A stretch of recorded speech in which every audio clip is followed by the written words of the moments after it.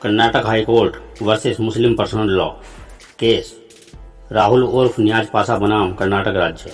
Personal law versus POCSO act 19 जून 2021। नमस्कार, मैं हूं रॉकी। एक बार फिर आप सभी का स्वागत करता हूं ETX के इस खास प्रोग्राम ऑर्डर में, जिसमें आपको मिलती हैं देश की सभी हाई कोर्ट और सुप्रीम कोर्ट से जुड़ी खबरें, जजमेंट, आदेश और टिप्पणियां। यदि चैनल को सब्सक्राइब नहीं किया है तो तुरंत कर लीजिए, ताकि आपको भविष्य में भी इस तरह के फैसले और उनका विश्लेषण तुरंत मिल सके और आप भी जान सकें कि अदालती फैसले सही दे रही हैं या फिर वो किसी पक्ष या आइडियोलॉजी से प्रेरित होकर सही या गलत दिए जा रहे हैं। चलिए खबर में आगे बढ़ते हैं और समझ लेते हैं कि मामला क्या है। कर्नाटक हाईकोर्ट ने बलात्कार और नाबालिग लड़की के साथ शादी के आरोपी को जमानत देने से इनकार कर दिया। 19 जून 2021 का ये फैसला है। आप स्क्रीन पर फैसले की कॉपी देख सकते हैं और यदि आपको चाहिए तो आप हमारे टेलीग्राम ग्रुप में ज्वाइन करके उसको प्राप्त कर सकते हैं। लिंक डिस्क्रिप्शन में मिल जाएगा। तो आगे बढ़ते हैं। कोर्ट ने फैसला सुनाया। हालांकि मुस्लिम कानून के तहत दूसरी शादी की अनुमति है, लेकिन एक व्यक्ति जो नाबालिग लड़की से शादी करता है या उसकी सहमति से भी यौन संबंध रखता है, उसको पॉक्सो और IPC के तहत दंडित किया जा सकता है।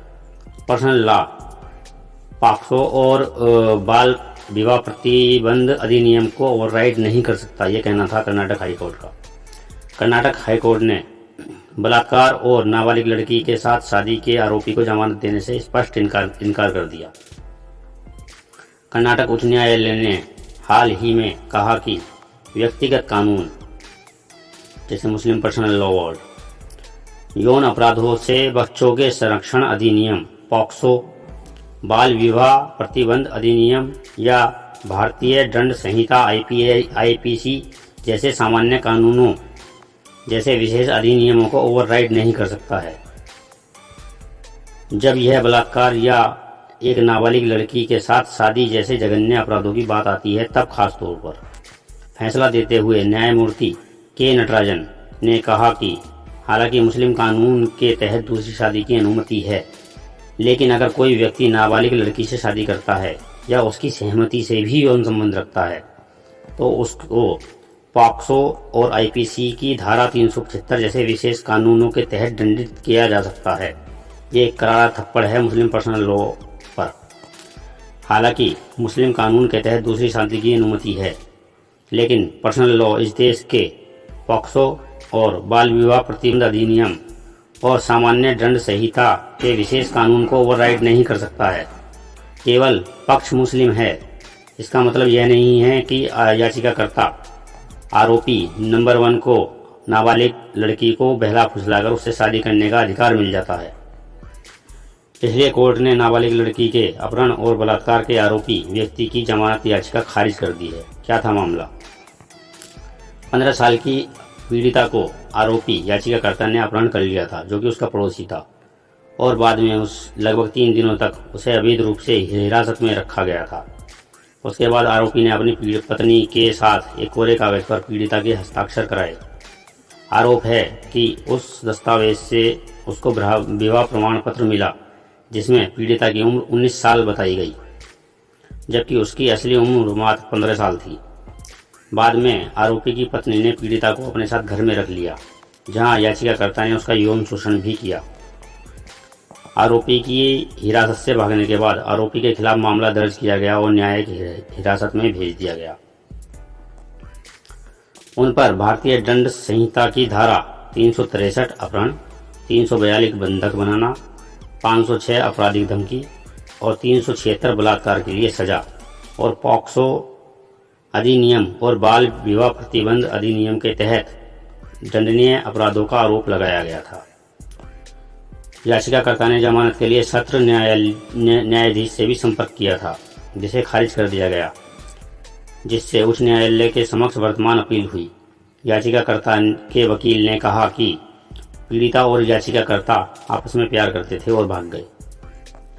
इसके अलावा यह तर्क दिया गया कि उन्होंने मुतावली की उपस्थिति में विवाह किया और विवाह कानूनी रूप से पंजीकृत था, लेकिन इन आधारों पर जमानत अर्जी खारिज कर दी गई।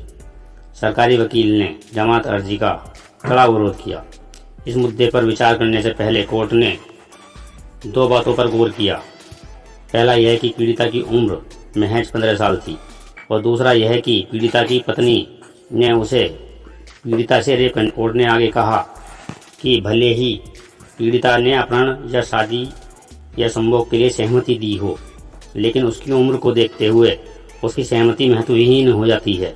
फैसले को लेकर आगे बढ़ने से पहले यदि आपने अभी तक चैनल को सब्सक्राइब नहीं किया है तो तुरंत भाग कर जाइए और कर लीजिए ताकि आपको हर रोज़ होने वाली अदालती कार्यवाही के विषय में जानकारी मिलती रहे और क्या फैसले सही और गलत हो रहे हैं उनका निष्कर्ष भी आप निकाल सकें, क्योंकि हम खबर को किसी प्रोपेगेंडा से नहीं चलाते हैं।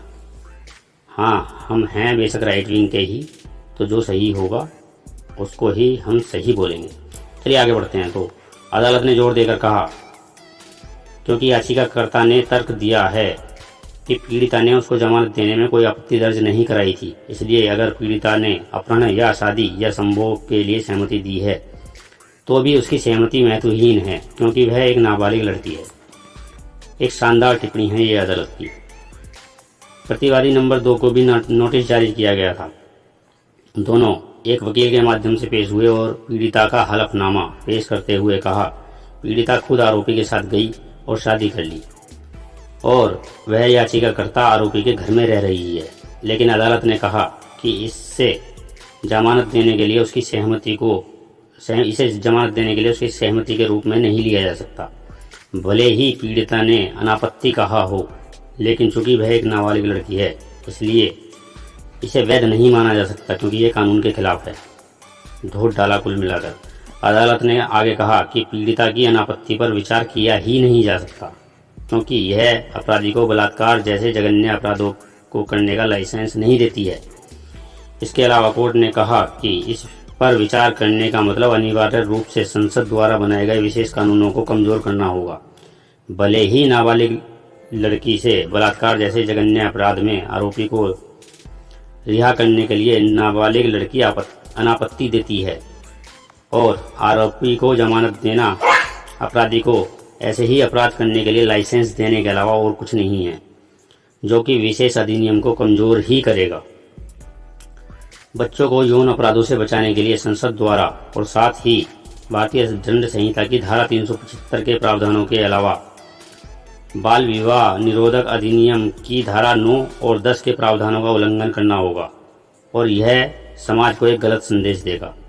इसलिए अदालत ने कहा कि बड़े पैमाने पर जनता के हित में और इस तरह के यौन अपराधों को कम करने के इरादे से